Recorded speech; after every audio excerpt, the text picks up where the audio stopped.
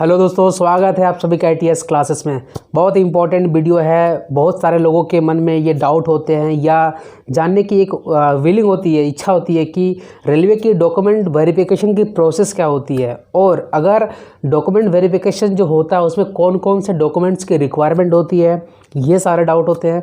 तो इस वीडियो के हेल्प में आपको हेल्प के थ्रू से मेरा जो पर्सनल एक्सपीरियंस रहा रेलवे के डॉक्यूमेंट वेरिफिकेशन का वो सब कुछ बताने वाला हूँ। और आपको मैं ये भी बताने वाला हूँ कि सपोज़ आपके जो डॉक्यूमेंट्स जो रहेंगे, अगर वो कंप्लीट करके अगर आप नहीं जाते हो वहाँ पे तो क्या होने वाला है, क्या आपको जॉब उस टाइम नहीं मिलेगी, क्या आपको निकाल दिया जाएगा। तो ये सारा कुछ मैं यहाँ पर आपको डाउट क्लियर करने वाला हूँ। सबसे पहली बात देखो, रेलवे की जो डॉक्यूमेंट वेरिफिकेशंस होती है, आपको एक डेट दिया रहेगा। जिस रेलवे बोर्ड से आप क्वालिफाई किए एग्ज़ाम निकालते हो तो आपको एक डेट मिलेगा। उस RRB सेंटर में आपको जाना है, जहाँ पर भी आपका सेंटर रहेगा डॉक्यूमेंट वेरिफिकेशन पर। तो आप चले जाते हो भाई, सारे जितने भी देखो स्टूडेंट जितने भी सारे होते हैं जिन लोगों ने अपना एग्ज़ाम निकाला हुआ रहता है, तो जो उनका DB का डेट होता है ना, उस डेट पे वो वहाँ पे क्या करते हैं, प्रेजेंट हो जाते हैं। मतलब DB के डेट पे आपको प्रेजेंट होना कंपलसरी है। अगर आप DB के डेट में प्रेजेंट नहीं हो रहे हो तो इसका मतलब ये माना जा रहा है कि आपको जिस जॉब मिला है, मतलब जिस जॉब पे आप क्वालिफाई किए हो, आप उसके लिए इंटरेस्टेड नहीं हो। तो फर्स्ट डाउट तो ये क्लियर हो गया कि हमें डॉक्यूमेंट वेरिफिकेशन के दिन भैया प्रेजेंट रहना ही है। चलो ठीक है।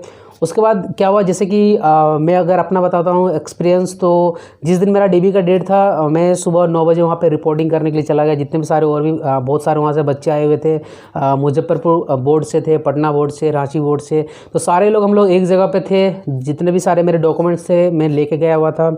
उसके बाद उन लोगों ने प्रोसेस स्टार्ट किया 11 बजे से।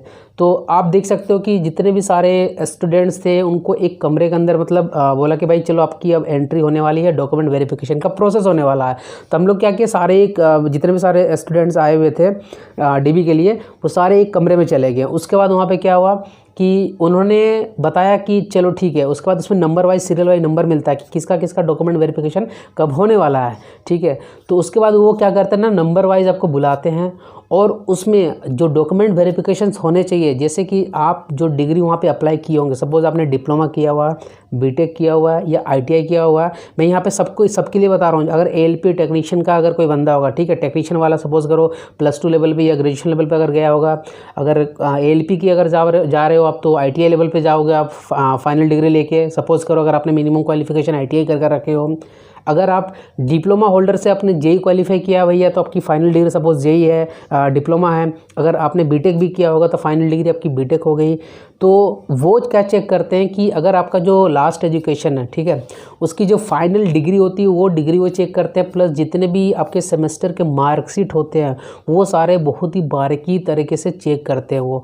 वो सारा अगर आपने उस लास्ट एजुकेशन अगर जैसे आपका वहाँ पे चेक हो जाता है, फिर वो चेक करेंगे आपके क्या क्लास 10th एंड आपके जो क्लास 12 के जो मार्कशीट होते हैं वो चेक करने वाले हैं। फाइनल जो आपका सर्टिफिकेट मिलता है, इन सारे चीज़ को जब वो चेक कर लेते हैं, उनको लगता है भाई सब कुछ ओके है।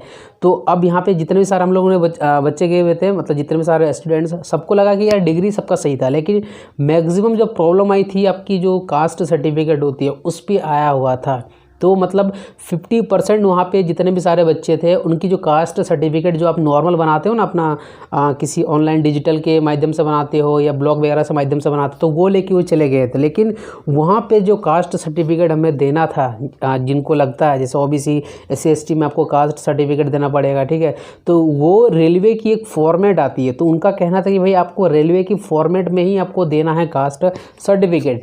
तो उसके कारण फिर ऐसा नहीं था कि भाई अगर आप लेके नहीं गए हो तो भाई आपको बोलेगा कि DB कैंसिल हो गया, नहीं। फिर वो क्या करेंगे, आपको एक टाइम दिया जाएगा कि चलो ठीक है, आप इस टाइम तक भाई आप अपना जो DB जब आपका फाइनल आप ज्वाइनिंग करने वाले हो या सपोज अगर आपका मेडिकल बहुत टाइम के बाद होने वाला है तो आपको 10 दिन 15 दिन का टाइम देंगे कि इस टाइम के अंदर आप रेलवे की जो आपकी फॉर्मेट है कास्ट सर्टिफिकेट की उसको ला के आप जमा कर दो। तो ये डाउट तो क्लियर हो गया कि अगर कोई भी डॉक्यूमेंट्स अगर आपका वहाँ पर नहीं क्लियर है, ठीक है, तो उसके लिए वो आपको टाइम देंगे। इसके लिए आपको टेंशन नहीं लेना है। ये सबसे बड़ा इंपॉर्टेंट चीज़ है, ठीक है। मन में डाउट होता है ना कि चलो कि भाई अगर ये मेरे पास डॉक्यूमेंट्स नहीं है तो पता नहीं वो निकाल देंगे ना, क्या करेंगे। ऐसा कुछ भी नहीं होने वाला। आप इतने मेहनत करके एग्ज़ाम्स निकाल के जाते हो तो भैया वो आपको निकालने वाले नहीं है।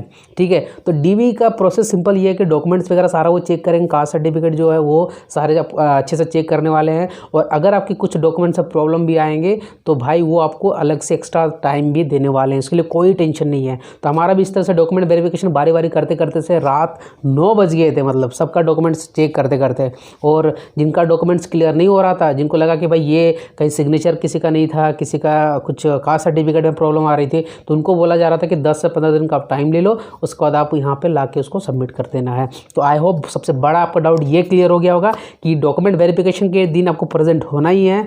और अगर किसी डॉक्यूमेंट्स में अगर आपकी कोई प्रॉब्लम है या इनकम्प्लीट है तो उसके लिए आपको अलग से टाइम दिया जाएगा, इसके लिए टेंशन नहीं लेना। बस आपकी अटेंडेंस जो होती है वो मस्ट है, वहाँ पे आपको प्रेजेंट होना ही चाहिए। ठीक है, तो नेक्स्ट वीडियो जब मेरी मेडिकल होने वाला तो मैं आपको मेडिकल के बारे में ही बताऊंगा कि भाई मेडिकल की प्रोसेस क्या होती है, क्या क्या चेक होता है, सब कुछ बताने वाला हूँ।